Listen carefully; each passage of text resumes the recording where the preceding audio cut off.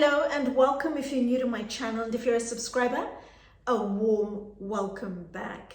This video is part of my viewer comment response series where I respond to a comment made by a viewer against one of my videos. And I actually have two comments for this video, but I'm going to read out first the comment that's going to form the bulk of this video. And then the second comment I will talk about a little later. What are your opinions on people such as Tanner Leatherstein who take an in-depth look at the leather, fabrics and metals used to manufacture a bag?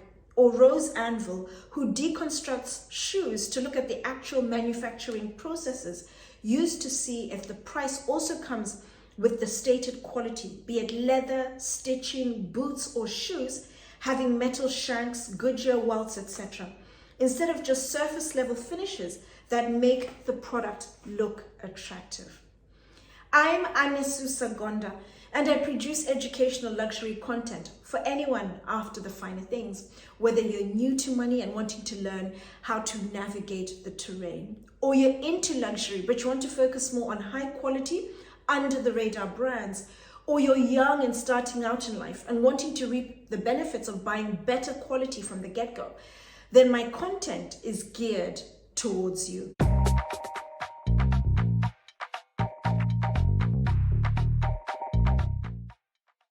My opinion on both content creators is incredibly positive. I think they are a fantastic addition into the luxury space.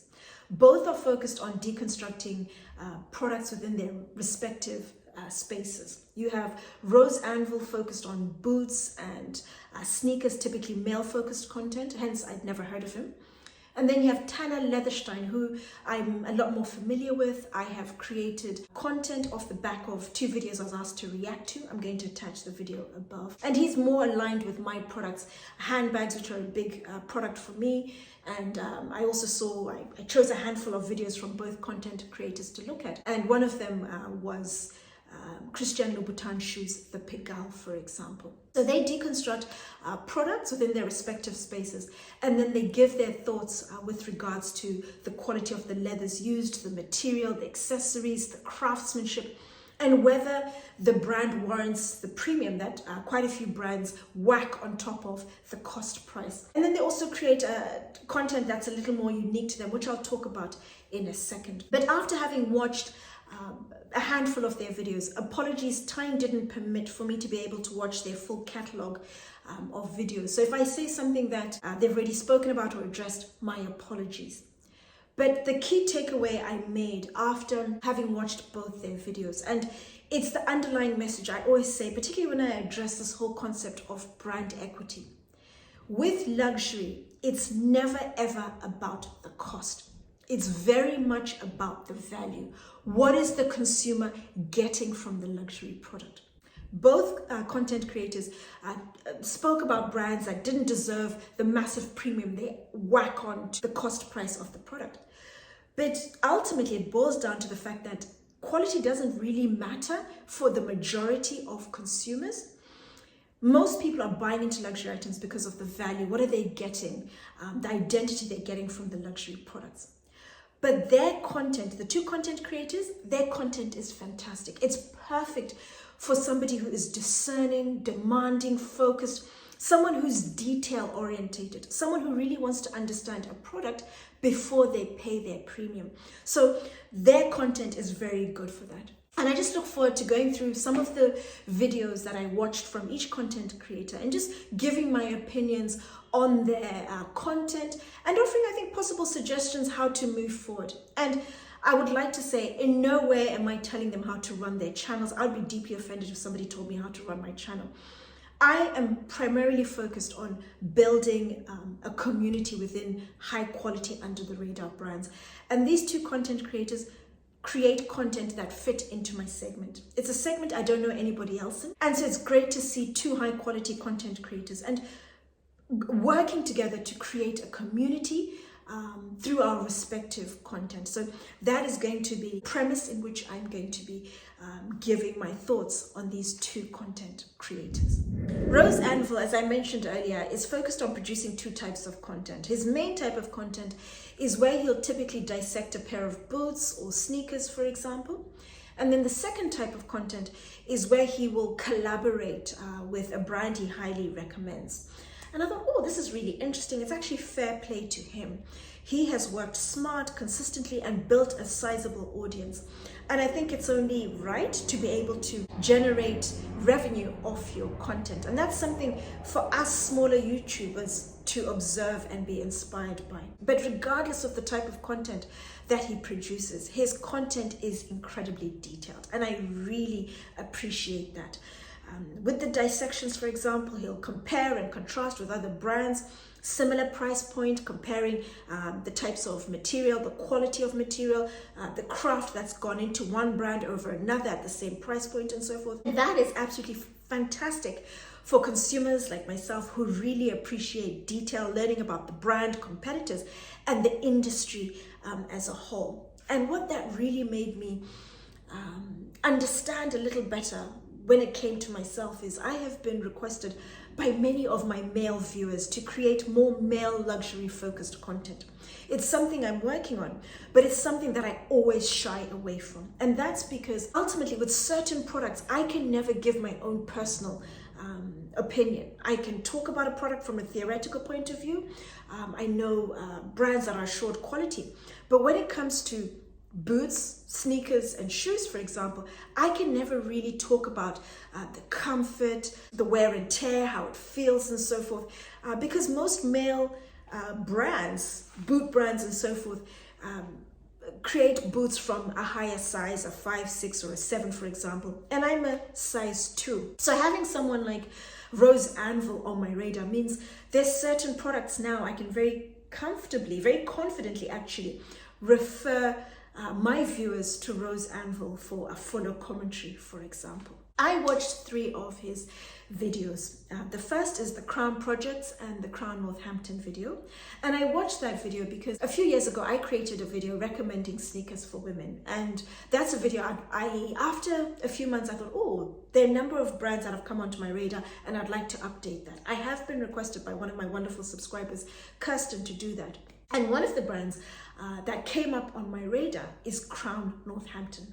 And that's because firstly, the high quality of the materials, the fantastic craftsmanship, but more so, their sneakers are unisex and they start from an incredibly small size, a size 3. That's one size too big, I'm a 2. But with padded socks, I'm sure I should be fine. So I can personally try those sneakers and give my personal opinion. So that made me feel really good to actually notice that he gave Crown Northampton the ultimate seal of approval and said they're the best sneakers. What I also found interesting after watching that video is Crown Projects. He introduced that brand to me for the first time. Thank you. But he mentioned that the quality of the materials, the construction, is more around $150 than the $400 price that the brand is retailing the sneakers for. And that speaks into the other 2 videos that I watched. The Yeezy video and the Balenciaga Speed Trainer video. All 3 videos are dancing around this whole concept of brand equity.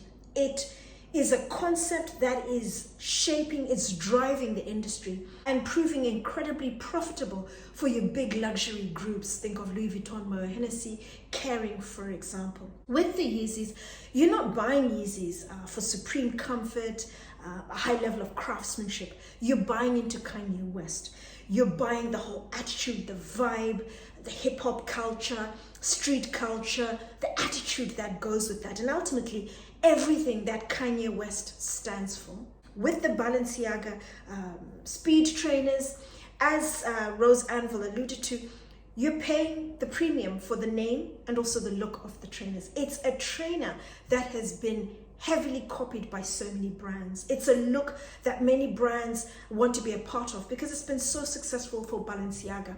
And the consumers who have bought the trainers have not bought the trainers for the supreme comfort, the high level of craftsmanship, but that particular look, the name, Balenciaga, what does it stand for, what does it mean, and aligning themselves with whatever that brand stands for in their eyes. And that's just something that increasingly more people need to appreciate, the significance of brand equity, that you can enlighten people on what is high quality, what is amazing craftsmanship, but where you have fantastic luxury groups that are able to build iconic products that people aspire to, it's a battle you will never win. And I want to talk a little bit about this, or rather, I'll talk about it in a little more detail in the final section. Moving on to Tanner Leatherstein, and he's focused on producing two types of content. The main type of content he produces is around dissecting mainly handbags, but he has done shoes in the last few weeks. His shoe video, that's the one that I watched, but it's mainly handbags, and he'll cut the bag up into the various components that have been sewn together to create the bag. And then he'll talk about the quality of the leather or leathers that have been used, the level of craftsmanship that has gone into the construction of the bag, the type and quality of the hardware. And then he typically ends by giving his thoughts on how much he thinks it costs to produce the bag. And then he compares that to the retail price and whether he thinks the level of craft, the quality of leathers that have been used warrant the premium that the brand add on to the cost price.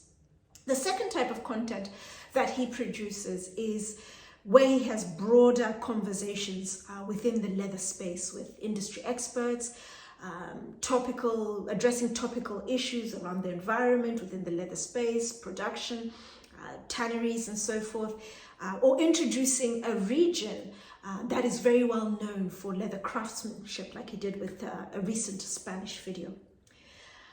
I would be more inclined to watch that sort of content because that's of interest to me. I like broader conversations, knowing way more about the leather industry than just the physical products, the dynamics at play that shape, mold, and also influence the direction of the industry. I watched 4 of Tanner Leatherstein's videos. The first is a recent one, the Salvatore Ferragamo handbag video. And I watched that because he released that video same time as I spoke about an Italian brand called Bianchi e Nardi 1946. I'm going to attach the video above. And I was intrigued. I was really keen to see what will he say about Salvatore Ferragamo because it's a brand I highly recommend. Bianchi and Nardi are behind making their bags, as well as a number of other high quality, under the radar brands. Think of Ralph Lauren, Lanvin, a brand that's recently been revived, Schiaparelli. You also have Tom Brown. And Bianchi and Nardi are an amazing brand when it comes to bags, where you need a brand that's really focused on the details of the bag. The second video, or the second and the third videos that I watched, I would like to caveat by saying what I realized with these 2 videos is that with YouTube, you need to find your tribe. You need to find a content creator or content creators that you're aligned with in terms of your level of luxury, your perception of what is luxury, what does it look like to you. Content creators you trust who are on the same page as you. I chose the Pinel as well as the Christian Louboutin video where he spoke about the pickles, and I was on the opposite end with both videos. The Pinel video, I had been asked by many of my subscribers to talk about Pinel. I'm going to attach the video above. And everything I say about Pinel, the poor quality of the entire product, edge coating that's chipping, scuffing on the underside, paint that's peeling, all of that is backed by receipts, samples within the store, which gave a very good indicator of potential wear and tear. It's a brand that's not worthy of the premium, the $300-400 it charges. They're better placed brands, same level of luxury, that will offer better quality leathers and craftsmanship. Christian Louboutin video, very similar to how I feel about men's shoes and boots and so forth. With the Christian Louboutin, Tanner Leatherstein, big fan of the quality of the leathers, the construction, whereas I'm not. And I'm speaking from experience. During my professional career, my corporate space, 25 years ago, I bought 6 pairs of Christian Louboutin shoes. 5 of those were patent leather, and I've had issues with all of them. Stretching patent, overstretching patent, where they have heels, the heels have snapped either the first or the second time I've worn the shoes. And it's a brand that I would place very comfortably at the top when it comes to pure hype brands, aspirational brands that have nothing to back up the premium, poor quality, poor level of construction when it comes to their shoes. And it was just interesting to hear him talk favorably about a brand that I've had nothing but issues with. And I haven't invested in the brand for over 10 years because I got to a point where I thought I've bought enough pairs of shoes, and I started my career when there weren't many designer brands to buy shoes from. There was just Jimmy Choo and Christian Louboutin. So you're pretty much forced down those two brands. And then the final video I watched is the Chanel. And I really wanted to watch this because he'd be talking about this whole concept of brand equity. And he referred to it as abuse of the leather industry. And I refer to it as Chanel, incredibly smart brand that have done well over the years, and they're reaping the benefits of their good decisions. They have built hugely iconic products, and they're able to keep adding massive premiums because consumers place such high value in Chanel bags that he was talking about. And I'm going to talk in the last bit about my thoughts, direction-wise, what I think about Tanner Leatherstein and Rose Anvil's space. A few months ago, I released a video entitled The Holy Grail of Quiet Luxury. And in that video, I spoke about a brand called Delvaux that's very well known within the quiet luxury space. And in that video, I spoke about the Brion, their most iconic bag. And I didn't rate it as highly as I wanted to because there's very subtle tearing in the bags.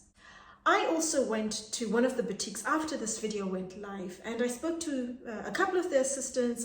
They've spoken to me on occasion and asked various things about my channel, and there's been two-way communication. And I know they fed back what I said to the powers that may be, because literally a few days ago, I went into 3 different Delvaux concessions, and every single Brion, I looked at every single Brion that was on the shop floor, and none of them had the tearing that I referred to. And that showed just the power of a small brand, direct lines of communication, and the difference that makes. Everybody is complaining on social media about the games Hermès is playing to get their most iconic styles. The other brands, bad behavior, rude assistance, queues, and so forth. Just a bad experience, considering the level of luxury and how a luxurious experience should be, and consumers are not getting that. Earlier, I spoke about building a community. Building a community for people who are interested in high quality, under the radar brands, no fuss, no fanfare, but the focus is just on a solid product. That is possible with the likes of Tanner Leatherstein, Rose Anvil, with huge audiences. I think Rose Anvil is doing it to a certain extent, but with Tanner Leatherstein, who I'm more aligned with, similar space, you can build a community. As I mentioned a little earlier, talking about brands that are high quality, under the radar, artisans you know, and promoting those and building a community where viewers can trust your opinion. You're almost an encyclopedia of information, of brands, of artisans, and so forth. And what you will find with the smaller brands that aren't governed by the big luxury groups and have access to their big, massive budgets to market their products, with the smaller brands, they react immediately to feedback. You feed back to a brand, tell them something that's working, that's not working, tweaking a product, and it's almost done immediately. There's direct communication, 1 or 2 lines, and you get access to the people who make the decisions. With the bigger brands, Hermès, Chanel, Louis Vuitton, and so forth, you will never have access to the decision makers. You just have to take what you are given, whether it's good or it's bad. But with the smaller brands, you can build a community where there's two-way communication. The brands are improving their product. They are providing a luxury experience that is commensurate with that level of luxury. And as consumers, we are heard, we are appreciated. So it's win-win for everyone. This is something that is possible. It'll take time, but it's something that if it's done, consumers, content creators will reap maximum benefits. So those are my thoughts. Let's build a community of people focused on quality, promoting the brands, and then watch this space grow. I also follow Tanner Leatherstein and appreciate his frank analysis. My only issue with his analysis are his pricing of the leathers from high-end brands. I'm a handbag designer working with a small artisan shop. My top-of-the-line full-grain leathers are priced between $20 to $30 per square foot, material only. I just cannot believe that he can price supposed high-end leathers at $2 per square feet. I cannot even get a very decent leather below $8 per square foot. It doesn't help us small shops to justify the higher price points of our products. Gabrielle, thank you for this comment and your questions. I didn't want you to think I had forgotten or I was fobbing you off, but next year I am going to be visiting a couple of tanneries and I'll be able to give you my an incredibly full response to your question and how he possibly arrives at that price. It's a very low price. I don't know how he does it. But bearing in mind some of the high-end brands he's spoken about, Louis Vuitton is one that has featured quite prominently on his channel, do own some of their tanneries. But I wouldn't imagine they can, the business wouldn't work in such a way that they would just take the leathers. They would need to buy the leathers as a business, and it's a cost that's put through the accounts. But I wouldn't imagine it would come down to $2 per square foot. I don't know. It would be great if possibly Tanner Leatherstein can create content explaining how he arrives at some of his prices. Also bear in mind the different types of tanneries that the high-end brands source from if they don't own the tannery, and that would affect the quality and of course the price. I went through to Tannery Haas because I just thought, let me get an idea as a lay person how much it would cost to buy a full skin. And the price they gave me, 145 euros per square meter. And that is based on someone without a relationship, just buying skins. You have to buy between 1 to 3. And this is their very best, the Novo Napa. Novo Napa is the same skin that Hermes use as Barenia. Joseph Duclos is the heritage. You have the natural calf skin that Moynat uses it. It's all the same. Those respective brands obviously have much better prices that they receive from the tannery. But if I was to go in and buy the skin, I would need to buy one skin. It's typically between 2.2, 2.3, 2.5 meters squared in size. And that would set me back about 362 euros, depending on the size of the skin. And then obviously, as you cut it down, it brings the cost down of whatever it is that you're producing. You minus it off the 362. But I will talk about that in a lot more detail. But Gabrielle, don't lose heart. Keep working on your product, produce a phenomenal quality product, and you will find your tribe, people who appreciate the level of quality, the craftsmanship, that will have gone into your product and then pay for it. But that will come with educating and that takes time, but stick at it. As always, thank you for watching and I look forward to seeing you all again soon.